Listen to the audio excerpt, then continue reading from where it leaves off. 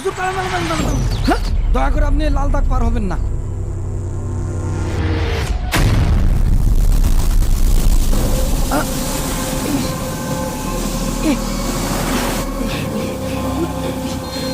মাথায় আসছে কোথা থেকে?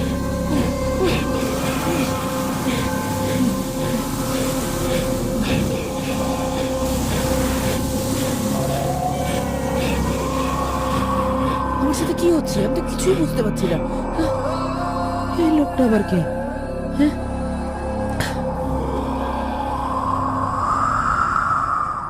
এই কে আপনি? আর আপনি এভাবে আচমকা বাধা দিলেন কেন? আপনি ওই সামনের গ্রামের নতুন হুজুর, তাই তো? জি, আজ থেকে আমি আপনাদের এই যে মঙ্গলপুর আছে না, ওখানে একটা মসজিদ আছে, ওখানে ইমামতির দায়িত্ব পেয়েছি। কিন্তু আপনি কে?